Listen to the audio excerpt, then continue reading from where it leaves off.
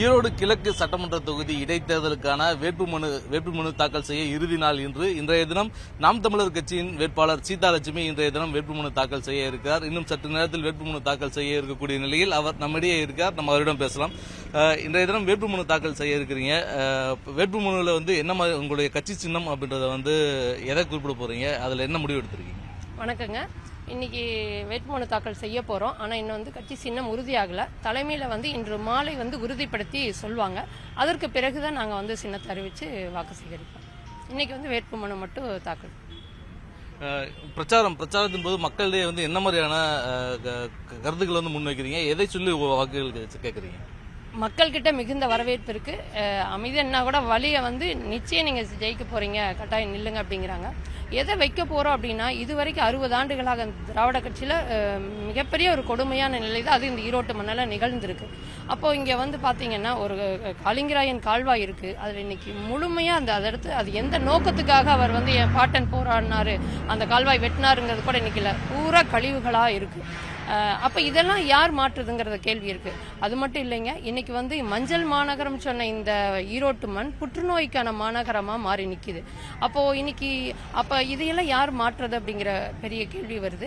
அப்ப அதுக்கான வேலை திட்டங்களோட இன்னும் மக்களுக்கு இங்க தேவைகள் அப்படியே இருக்கு, நிறைவேற்றப்படவே இல்லை. அப்ப மக்களினுடைய அந்த சிக்கலை எல்லாம் தீர்ப்பதற்கான ஒரு பெண்ணாதான் நான் இந்த களத்துல நாம் தமிழர் கட்சி சார்பாக அண்ணன் சீமான் அவர்கள் இந்த களத்துல நிறுத்தியிருக்கு.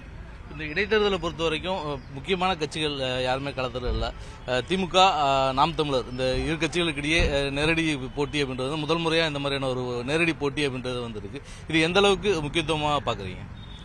இது இயற்கையே இந்த ஈரோட்டு மண்ணில் தமிழ் தேசிய வெல்லணுங்கிறதுக்காக ஒரு வாய்ப்பா அமைச்சு கொடுத்ததா தான் நாங்கள் பார்க்குறோம். உண்மையாக நாம் தமிழர் கட்சி வெல்லும். பெரியார் தொடர்பான ஒரு சர்ச்சை தமிழர்களும் மிகப்பெரிய விவாதத்தில் போயிட்டு இருக்கு.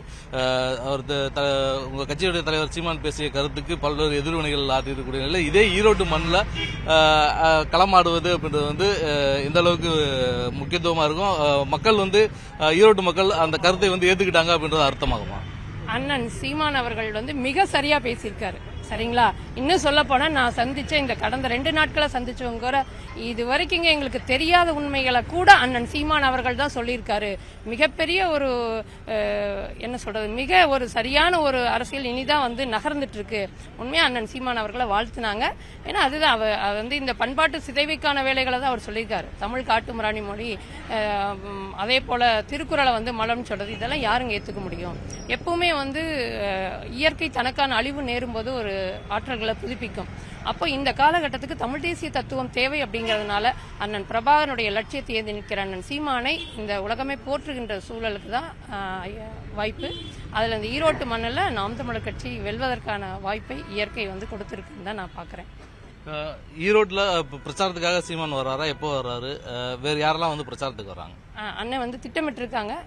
வேட்புமனு பரிசீலனை முடிஞ்ச உடனே தொடர்ச்சியா களத்தில் இருப்பாங்க. அண்ணன் வர்றாரு, தொடர்ந்து களத்தில் இருப்பாருங்க. அந்த பெரியார் குறித்த சர்ச்சை அப்படின்றப்ப அது உங்களுக்கு தேர்தல் களத்தில் பிரச்சாரத்துக்கு போகும்பொழுது ஏதாவது நெருக்கடிகள் வருதா? இல்ல சித்தாந்த ரீதியில யாராச்சும் எதிர்ப்பு தெரிவிக்காங்களா? அது எப்படி பாக்குறீங்க? இல்ல வரவேற்கிறாங்க. மிக சரியா சொல்லியிருக்காரு. நாங்க அவசியம் இந்த மண்ணில் திமுகவை எதிர்த்து நிற்கக்கூடிய ஒரு பெண்ணா, எங்கள் வீட்டு பெண்ணா பாக்குறோம். அண்ணன் சீமான் அவர்கள் அந்த தைரியத்தோட ஒரு பெண்ணை இன்னைக்கு களத்தில் நிறுத்த வச்சிருக்காருன்னா அவருக்கு பெரிய ஒரு மரியாதை கொடுத்துதான் என்னை வாழ்த்தி வரவேற்கிறாங்க. நான் அமைதியா கூட ஓட்டு உனக்கு தான் அப்படின்ட்டு இந்த சூரம்பட்டி 4 சாலையில் நேற்று ஒருத்தர் பார்க்கும்போது எங்க வீட்டில் 12 வாக்கு உங்களுக்கு தாங்கிறாங்க. அதிமுகவை சார்ந்தவங்களா இருந்தாலும் அண்ணன் சீமானுக்காக வெற்றி பெற வைக்கிறது எங்க கடமை அப்படின்னு சொன்னாங்க. அதிமுக பாஜகவுடைய வாக்குகள் நாம் தமிழர் பக்கம் வர்றதுக்கான வாய்ப்புகள் இருக்கா? எவ்வளவு வாக்குகள் வித்தியாசத்துல ஜெயிப்பீங்க அப்படின்ற நம்பிக்கை இருக்கு? உறுதியா வருங்க. 12,200 வாக்குகள் கடந்த நாடாளுமன்ற தேர்தல் இந்த மண்ணில் ஈரோடு கிழக்குல போட்டிருக்காங்க. நாங்க எப்படி பாக்குறோம் அப்படின்னா, இப்ப திமுகவுக்கு வாக்கு சேகரிப்புங்கிறது அவங்களுடைய அந்த பணபலம் இதை வச்சுதான் நடக்கும், ஊழல் தான். ஆனால் இங்க பாத்தீங்கன்னா அந்த 12,000 பேரும் 10 வாக்குகளை உறுதிப்படுத்தினா 1,20,000 வாக்குகள் வெற்றி எளிமையா இல்லைங்களா? இதுதான் நடக்க போகுது. ஒட்டுமொத்த உலக தமிழர்களே அண்ணன் சீமான் வெல்லணுங்கிற எண்ணத்தோட இங்க இருக்காங்க. அப்ப அந்த இலக்கு நடக்கும், வெற்றி உறுதியா கிடைக்கும். நாம் தமிழர் கட்சியை பொறுத்தவரை தங்களுக்கு வெற்றி வாய்ப்பு இருப்பதாகவே வேட்பாளர் சீதாலட்சுமி தெரிவித்திருக்கிறார். இதேபோல இன்றைய தினம் திமுகவின் சார்பில் வேட்பாளர் சந்திரகுமாரும் இன்றைய தினம் வேட்புமனு தாக்கல் செய்ய இருக்கிறார்கள். வேட்புமனு தாக்கல் செய்த பின்னர் இரு தரப்பினரும் தீவிரமான பிரச்சாரங்களில் ஈடுபட இருக்கக்கூடிய நிலையில் மீண்டும் ஈரோடு கிழக்கு சட்டமன்ற தொகுதியில் தேர்தல் பரபரப்பானது தற்போது தொற்றிக் கொண்டிருக்கிறது. ஒளிப்பதிவாளர் கிருஷ்ணாவுடன் குருசாமி, நியூஸ் 18 தமிழ்நாடு, ஈரோடு.